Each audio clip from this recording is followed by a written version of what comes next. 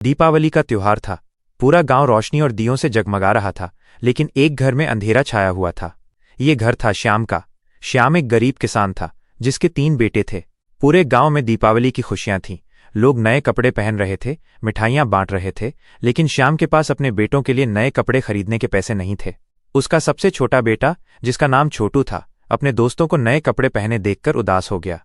श्याम ने अपने बेटों को समझाया कि अगले साल वो जरूर उनके लिए नए कपड़े लाएगा, लेकिन छोटू की उदासी देखकर उसका मन दुख से भर गया।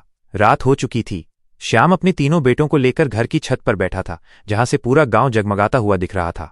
अचानक छोटू ने दूर एक सुनसान कुएं के पास एक अजीब सी रोशनी देखी। पिताजी, वो क्या है? छोटू ने डरते हुए पूछा। श्याम ने देखा कि उस रोशनी के पास एक काली परछाई भी है।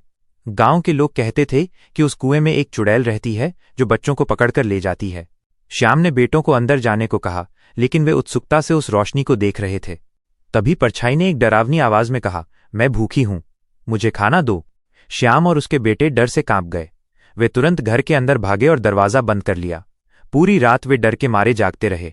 सुबह होते ही गांव वालों को ये बात बताई गई। एक बुजुर्ग ने कहा, ये चुड़ैल है जो गरीबी और उदासी से आकर्षित होती है। वो गरीब लोगों को अपना शिकार बनाती है। श्याम को अपनी गरीबी पर और भी बुरा लगा।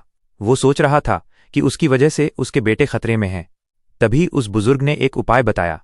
तुम्हें उस कुएं में जाकर चुड़ैल को कुछ भेंट देना होगा। अगर तुम उसे खुश कर सके तो वो तुम्हें नुकसान नहीं पहुंचाएगी। श्याम ने हिम्मत जुटाई और एक छोटी सी रोटी और थोड़ा गुड़ लेकर कुएं की ओर चल पड़ा। जब वो कुएं के पास पहुंचा तो उसने देखा कि चुड़ैल वहीं बैठी हुई है। मैं जानता हूं तुम भूखी हो, इसलिए मैं तुम्हारे लिए ये लाया हूं, श्याम ने कांपते हुए कहा। चुड़ैल ने हंसते हुए कहा, तुम बहुत बहादुर हो। कोई और होता तो भाग जाता, लेकिन मैं तुम्हारे बच्चों की उदासी से आकर्षित हुई हूं। मैं एक ऐसी आत्मा हूं जो उन बच्चों की उदासी को खाती है, जिनके माँ बाप उनकी इच्छाएं पूरी नहीं कर पाते। श्याम को अपनी गलती का एहसास हुआ। उसने चुड़ैल से माफी मांगी और कहा, मुझे माफ कर दो, मेरे पास पैसे नहीं थे, इसलिए मैं अपने बच्चों के लिए कुछ नहीं कर पाया। चुड़ैल ने एक अजीब सी मुस्कान के साथ कहा, मैं तुम्हें माफ करूंगी, लेकिन एक शर्त है, तुम्हें अपने बच्चों को खुश रखना होगा। अगर कभी भी वे उदास हुए तो मैं वापस आऊंगी।